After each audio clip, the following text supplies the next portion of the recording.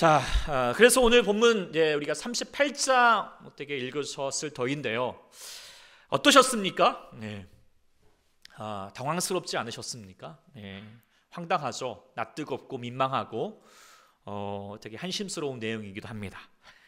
어떻게 쓰든지 가문 내에서 어떤 일정한 신분과 상속권을 차지하려는 이 악착스러운 며느리 다말, 또 그 다말에게 속아가지고 근친상간을 범함으로써 유다가 쌍둥이를 출산하게 되었다라고 하는 내용이죠. 네. 완전 막장이고요, 추태입니다. 그런데 이런 어떤 내용들이 정말 왜 이렇게 성경에서 이야기하고 있는지, 어떻게 일반 사람들보다도 못하고 있는지 황당합니다. 그런데 이런 저급한 내용이 여기만 있지 않죠. 우리가 창세기 계속 묵상했지만 아담부터 해가지고 노아도 그렇고요, 아브라함 또 이삭도 보면은 소위 믿음의 조상이라고 하는 사람들 중에 온전한 사람이 없습니다. 야곱의 경우는 완전히 그 절정을 달하죠. 저번에 묵상했던 것처럼 마누라들끼리 잠자리 갖고 서로 싸워대고 있고요. 또 34장에 보면 디나가 강간을 당하고 또 그에 격분해가지고 학살을 저지르게 되고, 35장에 보면은 장남인 루벤이 그의 아버지의 첫 빌하와 동침하는 일도 생기게 되고요. 무엇보다도 우리가 지난주에 37장에 보면은 요셉이 그의 동생이었던 요셉을 인신매매하는 사건, 이런 참담하고도 수치스러운 사건이 연이어 일어나는 것이, 그것도 나중에 이스라엘의 정말 뿌리가 되는 이 이스라엘, 이 야곱, 이 가족들에게 일어나고 있다라고 하는 것도, 그리고 또 그러한 일들이 하나님 말씀에 과감없이 지금 이 성경에 기록되고 있다라고 하는 것이 의아스럽습니다. 그런데요, 이것이 바로 성경입니다. 성경은 결코 인간사를 이야기하지 않습니다. 사람의 영웅담을 이야기하는 것이 아닙니다. 성경은 하나님의 이야기입니다. 연약하고 실수 많고 추한 사람일지라도 하나님께서 그 사람을 택하셔서 변화시킨다라고 하는 하나님의 역사인 것이죠. 그리고 이 성경을 통하여서 하나님 우리에게도 말씀하십니다. 뭐라고 말씀하실까요? 야, 너도 할 수 있어. 너도 변화될 수 있어. 저랬던 사람들도 됐던 것처럼 너도 할 수 있는 거야 라고 그렇게 말해주는 것이 성경이 말하고 싶은 바인 것이죠. 그러니까 우리가 성경을 볼 때 주의할 것은 사람을 보지 말아야 됩니다. 늘 삶이 그렇지만 오직 누구만? 하나님만 바라볼 수 있어야 되는 것이죠. 오늘의 이야기도 마찬가지입니다. 우리가 오늘 본문 말씀을 묵상할 때 우리가 특별히 두 가지 오류를 좀 범하지 말아야 된다라고 생각하게 됩니다. 먼저는 남성 중심적인 관점입니다. 아이고, 여자는 저로 조신해야 되는데 어떻게 여자가 저렇게 경고망동한 짓을 할 수가 있어? 아이고, 여자는 그래 결국 씨를 낳아야지 복이 있는 거야 라고 말하는 이런 가부장적인 관점으로 이해해서는 안 되는 것이죠. 또한 윤리도덕적인 관점으로 버려야 됩니다. 어떻게 조실한 며느리가 창녀의 행색을 하고 그것도 시아버지를 속여서 근친상간하는 이런 경청동지할 극악무도한 이런 죄를 범할 수가 있느냐라고 비난하는 내용도 아니어야 된다는 것입니다. 윤리적으로 보면은 당연히 다말을 이렇게 비난할 수밖에 없죠. 그게 맞는 듯합니다. 그런데 성경을 자세히 여러분을 보면 성경은 전혀 다르게 이야기하고 있어요. 먼저 우리가 보게 되는 것은 본문에서 이 다말에 대해서 어떤 잘못을 저질렀다라고 하는 정죄의 내용이 한 군데도 없습니다. 또한 더 나아가게 되면 나중에 이제 이 다말과 조금 비슷하게 되는 경우인데요. 룻기서에 보면은 룻을 칭찬하면서 마지막에 이렇게 얘기를 합니다. 내 집에 다말이 유다에게 낳아준 베레스의 집과 같게 하시기를 원한다. 다말을 어떻게 생각하고 있죠? 축복의 사람으로 이렇게 그려내고 있는 것입니다. 그리고 가장 결정적으로 마태복음 1장에 예수님의 족보가 등장을 하게 되는데 이 족보에는 여성이 딱 4명 등장합니다. 근데 그 중에 첫 번째가 바로 누구입니까? 다말입니다. 그 유명한 아브라함의 아내 사라도 등장하지도 않고요. 이삭의 아내였던 리브가도 생략해 버렸는데 우리가 보기에는 비난할 것 같은 이런 죄 중에 죄인 중에 죄인 것 같은 이 장녀 같은 이 다말이 예수님의 족보에 기록되어 있다라고 하는 것입니다. 우리가 보기에는 정죄하고 싶고 비난하고 싶은데 성경은 칭찬하고 귀하게 생각하고 있습니다. 이게 뭘까요? 바로 이게 하나님의 관점입니다. 하나님의 생각입니다. 하나님의 생각은 우리의 생각과 다른 것이죠. 하나님은 지금 오늘 본문의 이 다말을 귀하게 보고 계십니다. 그리고 또한 우리가 본문의 내용을 보고 있으면서 다말 아이고 저런 비난하고 있는 자들에게 우리에게도 다시 이를 통하여서 우리에게 하나님 말씀을, 하나님의 뜻을 전해주고 있는 것입니다. 그렇다면 오늘 38장을 통하여서 하나님의 관점을 다시 생각해 보기를 원합니다. 왜 하나님께서 다말을 그렇게 귀하게 여기고 계시는 건가? 특별히 유다와 비교해 볼 때 다말이 하나님이 귀할 수밖에 없는 이유를 같이 한번 상고해 보고자 합니다. 첫 번째로 결론적으로 말씀드릴 수 있는 것은 다말은 하나님의 자리에서 최선의 삶을 살았기 때문이라고 묵상하게 됩니다. 자, 다말을 먼저 앞서서 우리가 유다에 대하여서 같이 한번 생각해 보고자 합니다. 본문 1절에 보면은 그 후에 유다가 자기 형제들로부터 떠나 내려가서 아둘람 사람 히라와 가까이 하였다라고 되어 있습니다. 본문에 보면은 이 유다는 야곱의 넷째 아들이죠. 자기 형제들로부터 떠나 내려갔다라고 했습니다. 가족을 떠났어요. 왜 그랬을까요? 그 후에라고 하는 단어를 좀 주목할 필요가 있죠. 어떤 후입니까? 38장의 내용이죠. 자기 동생 요셉을 시기하여서 미워하다가 죽이려고 하다가 결국에는 미디안 상인에게 팔아넘겼고 또 아버지에게는 속여가지고 아유 짐승에게 잡혀갔어요. 속이면서 거짓말하게 되었던 사건 그 이후입니다. 이때 보면은 성경이 그 앞에 보면은 유다는 비록 형제들이 막 죽이고자 할 때 죽여서는 안 된다라고 그렇게 만류했던 사람이기도 하지만 그러나 그도 양심의 가책에 가였던 것이 분명한 보입니다. 또한 너무도 사랑했던 아들을 잃어버렸던 그 아버지의 슬픔, 날마다 울고 있는 그 모습이 보면서도 마음 편치 않았을 것입니다. 괴로웠을 것입니다. 그러다가 감당하지 못해서 이 집구석 내가 더 이상 못하겠다. 그래서 그 가족을 피해서 떠나버렸던 것 같습니다. 그리고 이방인인 아둘람 사람과 어울렸고 더 나아가면 가나안 사람 수아의 딸과 결혼하게 됩니다. 분명히 앞서 믿음의 조상들은 신앙의 순수성을 위해서 이방 여인들과 결혼해서는 안 된다. 이 강하게 금지했음에도 불구하고 이에 대해서 어떤 그런 일말의 망설임이 없습니다. 그리고 본문 2절을 보면은 유다가 그 여인을 어떻게 해요? 그 딸을 보고 데리고 와서 동침했다라고 하는 내용을 보게 되면 마치 하나님 첫사랑 하와가 그 선악과를 보고 따먹었던 것처럼 하나님의 아들들이 사람들의 아름다움을 보고 아내를 삼았다라고 하는 그런 죄악을 과정들을 밟아가고 있다라고 하는 것을 이렇게 보여주고 있는 것이죠. 죄로 나아가고 있습니다. 그리고 이 잘못된 결혼이 잘못된 자녀들을 양성하고 있죠. 첫째 아들 엘은 하나님 보시기에 악하여서 하나님이 그를 죽이셨다라고 되어 있어요. 충격적이지만 어떤 이유인지 모르지만 분명히 엘은 좋은 사람은 아니었던 것 같습니다.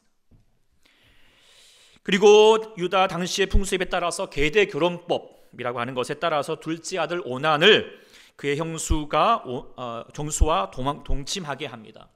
이 계대 결혼법은 나중에 모세 율법에도 명시를 되지만 후손을 남기지 못하고 죽은 형제가 있을 때에 그 가문의 대를 이어주기 위해서 친형제나 친척 중에 하나가 죽은 형제 부인과 결혼하여서 아들을 낳아주는 것이죠. 그런데 이때 오난이 그의 형수와 동침할 때에 설정했다라고 되어 있어요. 근데 이것이 우발적인 실수가 아니라는 것을 성경은 얘기해 주고 있어요. 의도가 있다는 거예요. 그 의도가 뭐냐면 형의 계보를 이어주게 되면 자신에게 올 수 있는 장자의 권리, 특별히 재산 중에 유산 중에 2배나 가질 수 있는 이 권리를 이룰 수 있다라고 하는 그런 탐욕 때문에 설정하게 된 것을 우리가 짐작할 수 있게 되는 것입니다. 이것이 또한 하나님 보시기에 악하였습니다. 그리고 하나님이 그를 형과 마찬가지로 죽게 합니다. 이제 셋째 아들 셀라가 계대 결혼을 해야 합니다. 그런데 유다는 셀라가 아직 어리니까 장성할 때까지 친정에서 기다리라 라고 그렇게 얘기하지만 유다의 생로는 무엇입니까? 셀라마저도 죽을까 겁내었던 것이라고. 자, 왜 그의 아들들이 죽었습니까? 성경은 말하기를 하나님 보시기에 악하였기 때문이네, 심판을 받았다라고 하였지만 유다는 그 아들들의 죽음을 누구 탓으로 돌렸죠?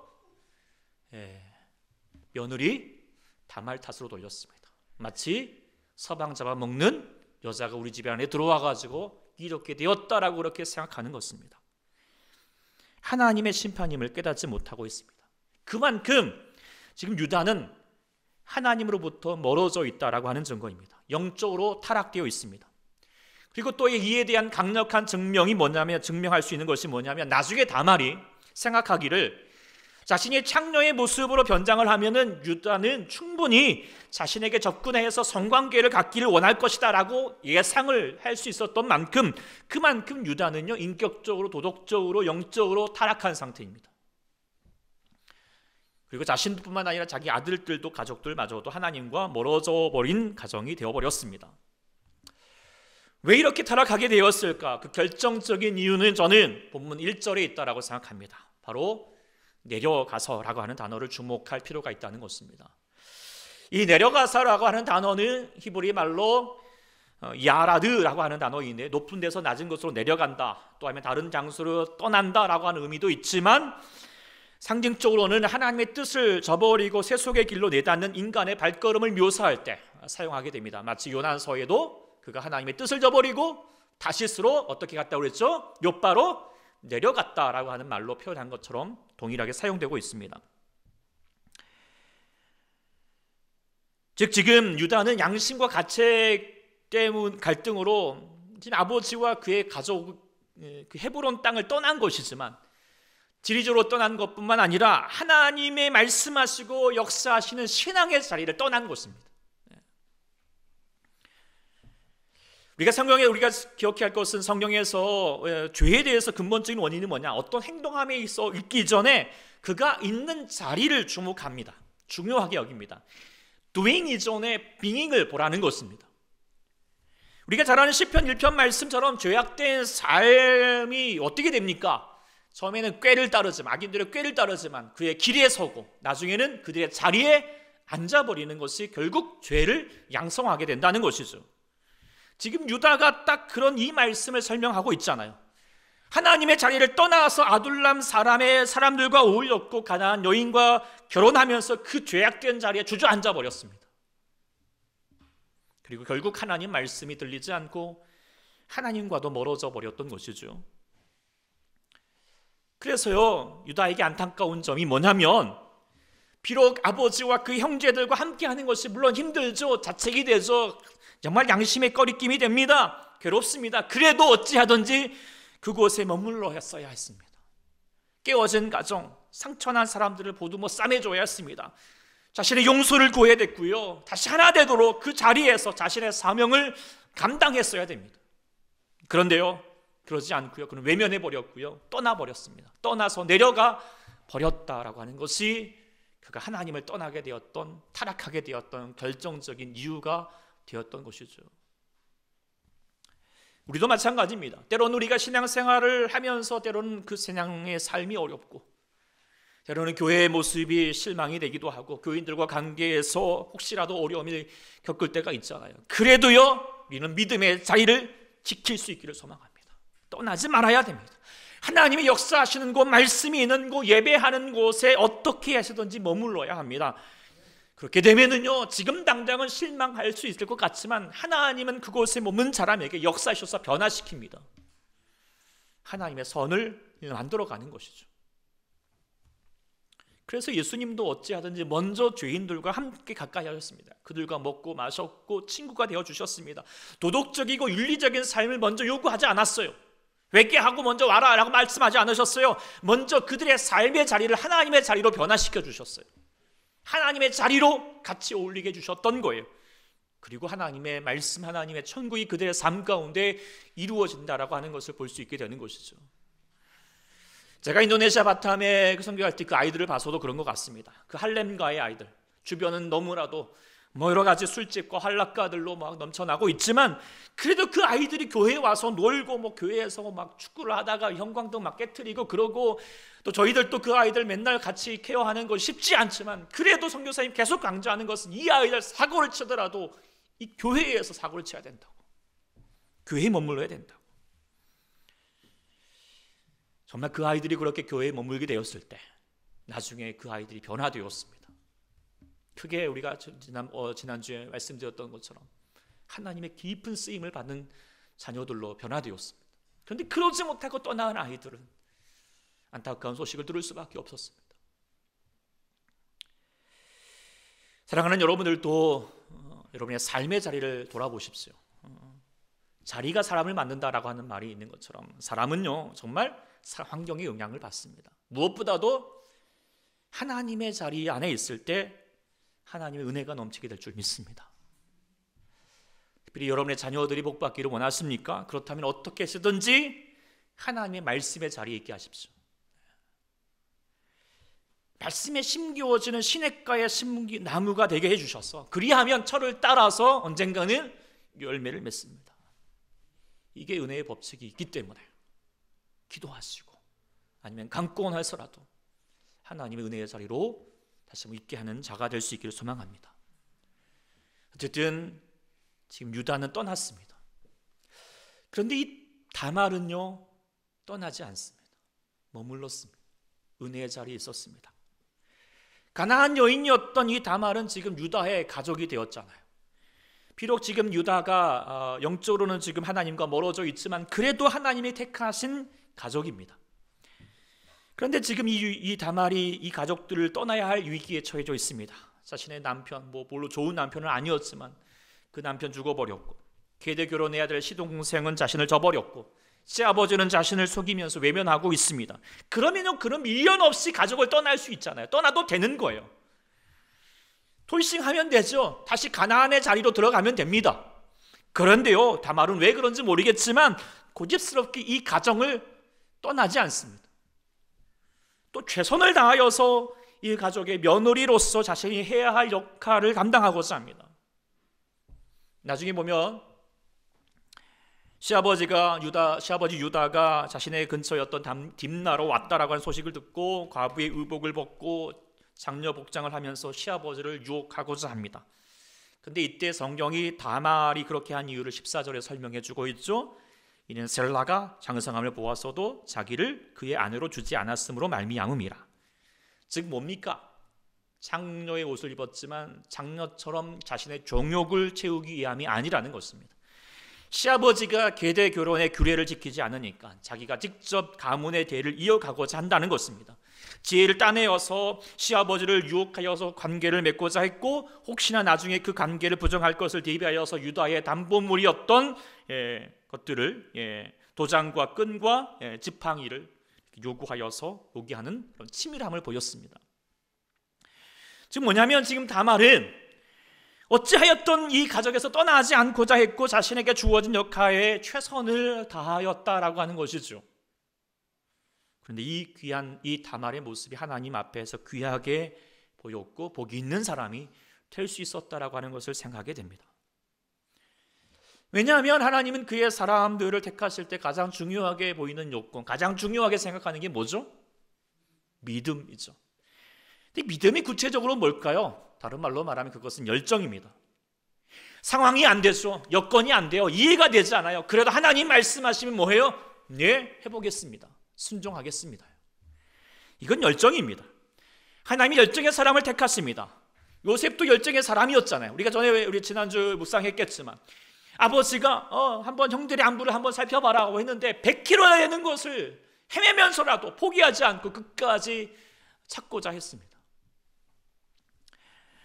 다윗도 자신에게 주어진 양무리를 최선을 다해서 지키고자 노력했던 사람이죠. 베드로도요 피곤했지만 그래도 예수님이 말씀하시면 어떻게 해요? 깊은 데 가서 내가 그물을 내리는 열정의 사람이었습니다. 하나님의 사람들은 열정의 사람입니다. 그런데 마태복음 25장의 달란트 비유 보면 한 달란트 받은 사람 이 악한 종을 향하여서 꾸짖을 때 그냥 악하다라고 말하지 않죠. 뭐라고 말합니까? 악하고 게으른 종이라고 했어요. 즉 뭡니까? 게으름이 악함이라는 거예요. 하나님 말씀이 있고 뜻이 있음에도 불구하고 순종하지 않고 무엇 하나 제대로 해보지도 않고 이런저런 핑계가 되면서 아유 나는 못해요. 게으름 피고 있는 거 하나님 앞에는 악함입니다. 하나님을 믿지 않음이고 은혜로 주시는 자신의 시간과 여건과 능력과 달란트를 무시해버리는 것입니다. 죄인 것이죠. 예전에 김남준 목사님의 그 유명한 책 그 게으름에 보면은 책서도 이렇게 얘기합니다. 진실한 신자가 되기 위해서는 언제나 게으름 본성과 싸워야 하고 게으름을 죽임 없이는 거룩한 삶도 불가능하다 했습니다. 하나님의 사람들은 부지런해야 됩니다. 열정이 있어야 됩니다. 능력이 부족해도 괜찮습니다. 가진 거 부족해도 괜찮습니다. 가방끈 짧아도 괜찮습니다. 지식이 부족해도 괜찮습니다. 그러나 하지 않은 것은 죄입니다. 게으름은 용서가 되지 못합니다. 부지런해야 합니다. 다만은 그래서 게으르지 않은 거예요. 적당히 행하지 않았습니다. 악착같이 행하였습니다. 최선을 다했습니다.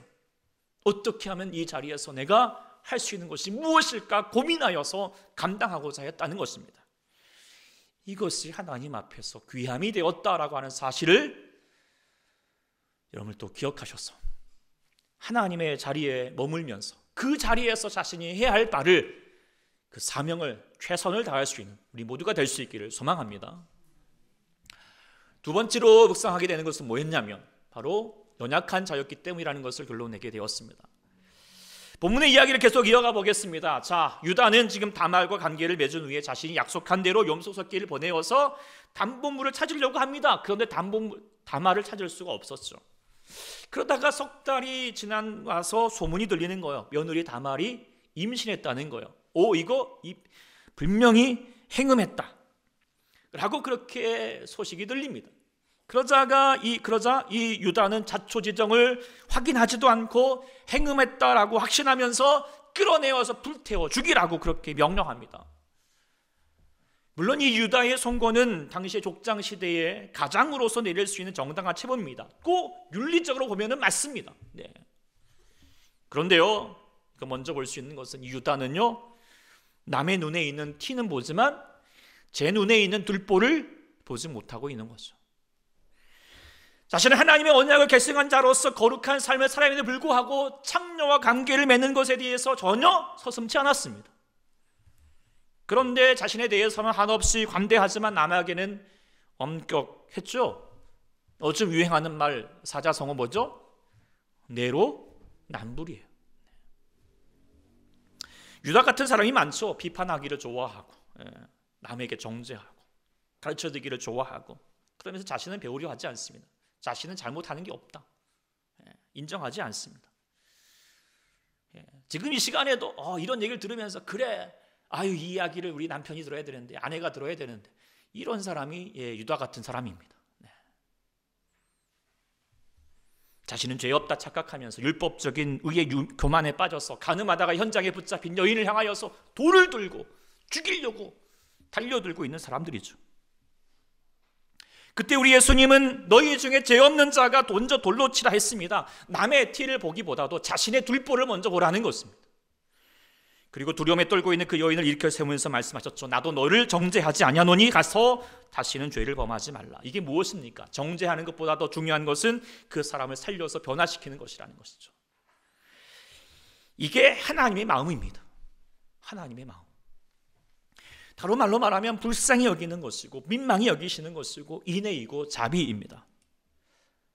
모세율법을 보면 유독 하나님께서 불쌍히 여기시는 대상이 있죠. 바로 고아와 과부입니다. 고아와 과부는 해롭게 하지 말라. 먹고 배부르게 하면 하나님께서 대신 갚아주겠다고 말씀도 하시고 축제가 있을 때 왕따 시키지 말고 함께 즐거워하고 곡식을 벨 때에도 꼭 남겨둬라 라고 그렇게 계속해서 얘기해 주고 있습니다. 하나님은 고아와 과부를 편애할 정도로 불쌍히 여기십니다. 왜 그렇습니까? 아버지이시니까. 아버지는 그리고 부모는 잘난 자녀보다도 못난 자녀가 더 마음이 쓰입니다. 연약한 자, 모자란 자, 부족한 자를 더 사랑합니다. 왜요? 아버지에게는, 부모에게는 죄보다도 사람이 먼저 보이는 법이니까요. 지금 시아버지 유다는 자신의 며느리에게 이 부모의 마음이 없습니다. 정말 따지고 보면 얼마나 이 다말이 불쌍한 여인입니까? 자신의 집안에 결혼해 와서 과부가 되었고 연약하고도 힘든 삶을 살고 있는데도 불구하고 불쌍히 여기지 않습니다. 자녀로 보지 않아요. 그저 죄만 보고 있는 거예요. 하나님의 마음이 없습니다. 시아버지는 지금 다말을 버렸지만, 그러나 이 다말에게는 진짜 아버지가 있었습니다. 바로 누구일까요? 하나님이셨어요. 과부된 다말, 불쌍한 인생, 누구도 돌보지 않은 고아와 같은 인생, 두렵고 그 힘든 삶을 그래도 떠나지 않고 끝까지 감당해 보려고 하는 이 여인, 그를 자신의 자녀처럼 바라보고 계십니다. 그리고 불쌍히 여기시고 민망히 여기시고 자비를 베푸시죠. 그래서 다말에게 쌍둥이를 허락하셨고 유다의 기업을 이어가게 하셨으며, 더 나아가서 두 아이 중에 베레스는 하나님의 약속하신 메시아의 계보를 이어가게 하였다라고 하는 것입니다. 하나님의 불쌍히 여기시고 하나님의 축복입니다. 이 다말의 하나님, 우리 하나님이신 줄 믿습니다. 우리도 연약하고 부족하고 실수 많고 온 세상 날 버리고 때로는 가족들도 나를 외면하는, 거절당하는 아픔도 있고 내 자신도 내가 나를 버리고 싶을 때도 있을지라도 주 예수는 날 버리지 않습니다. 고아와 같은 나를 버려두지 않으시려고 나의 아버지가 되어주시고, 과부와 같은 나를 버려두지 아니하시고 나의 신랑이 되어주셨습니다. 얼마나 감사한지, 은혜인지. 다말은 그 은혜를 얻었던 사람입니다. 그리고 그 다말을 통하여서 다시 한번 유다가 하나님을 다시 돌아보게 하는 것입니다. 상기시키는 거예요. 자신만 알고 있는 이 담보물을 다말에게 받으면서 자신이 들고 있는 이 정죄의 돌을 내려놓았습니다. 그래, 그는 나보다 옳도다. 내가 죄인이다. 내가 죄인이다. 그리고 뒤에 말하기를 다시는 다말과 가까이 하지 않아야했다라고 말하고 있는데, 그것은 단순히 다말과 관계를 맺지 않았겠다라고 하는 소극적 의미가 아니라 정욕으로 다시는 더 이상 살지 않고 이 가나안 죄악의 문화에 문들지 않고 다시 하나님의 뜻으로 살겠노라고, 하나님 앞에 다시 돌아가겠노라고 회개하겠다라고 하는 의지의 고백입니다. 그러니까 이 다말을 통하여서 다시 떠났던 이 유다를 다시 하나님 곁으로 돌아오게 하는 역사도 이루었던 것이죠. 이게 바로 38장의 내용입니다. 제가 이 38장의 내용을 이렇게 묵상을 하면서 특히 유다를 생각해 보면서 예전에 접하였던 한 시가 이렇게 떠올라졌습니다. 아마 여러분들도 한 번 정도는 들어봤을 것 같습니다. 연탄재 함부로 발로 차지 말라. 너는 누구에게 한 번이라도 뜨거운 사람이었느냐?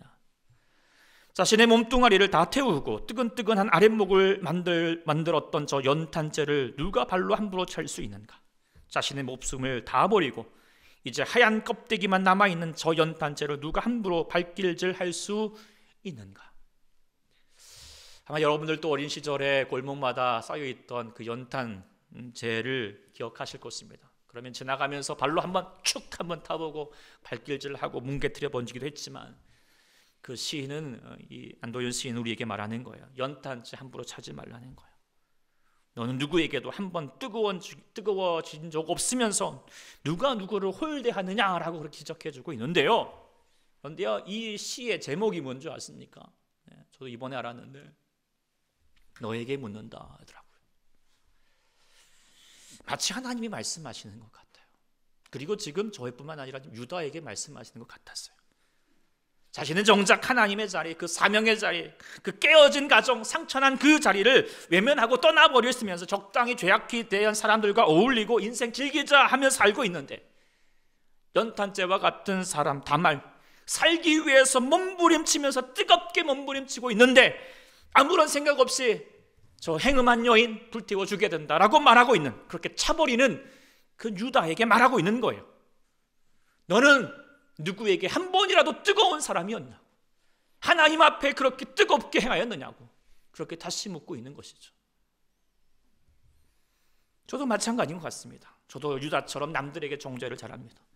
이 시대를 향하여서, 정치꾼들을 향하여서, 한국교회를 향하여서, 욕먹이는 목사들을 향하여서, 때로는 지하철에서 예수 전당 불신지역을 외치는 전도자들을 향하여서, 때로는 교회에 제대로 출석하지 못하고 헌신하지 못하고 있는 교인들을 향하여서 함부로 저는 발로 칠 때가 많습니다. 그런데 하나님께서 제게 다시 묻는 것 같습니다. 그러는 너는 한 번이라도 뜨거운 사람이었냐고. 연탄재 찰 줄만 알지 정작 나는 뜨겁게 한 번도 살지 못했고 뜨뜻미지근하게 살고 있는 저를 보게 됩니다. 저의 주위에 예수 믿지 않는 자들을 향하여서 예수 믿으라고 담대하게 외쳐본 적도 없는 것 같고, 힘들어하는 성도들 보면서 저도 같이 함께 아파하고 밤새워 울어봤던 그런 뜨거움이 없다라고 하는 것을 다시 하나님은 지적하는 것만 같습니다. 예수님은 자신의 몸을 불태워서 세상을 비추고자 하셨는데 저는 저의 안위와 평안만을 구하고 있지 않나라고 생각하게 되는 것이죠. 함부로 연탄재를 차기만 하면서요.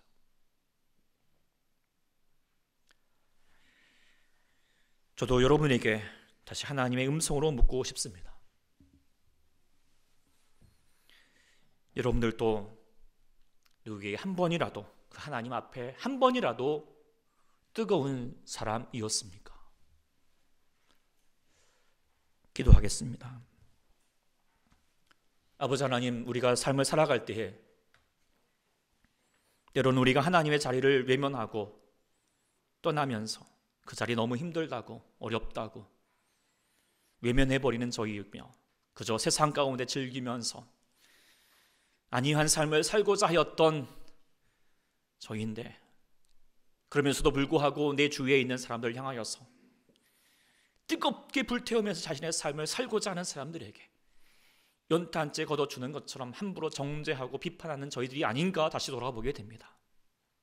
주님, 다시 우리에게 주의 성령으로 회개하는 영을 더해 주셔서 다시 하나님의 나라로, 하나님의 뜻이 머무는 곳으로, 하나님의 말씀이 있는 곳으로 다시 나아가서 다시 한번 우리가 뜨겁게 주의 사명을 감당하는 자가 되게 도와주시옵소서. 그리고 다시 일으켜 세우는 자가 되게 도와주시고 하나님 나라로 변화시킬 수 있는 주의 하나님의 촛불과 같은 사람들 되게 도와주시옵소서. 주님 바라봅니다. 의지합니다. 역사해 주시기를 원하오며 예수님의 이름으로 간절히 기도드립니다.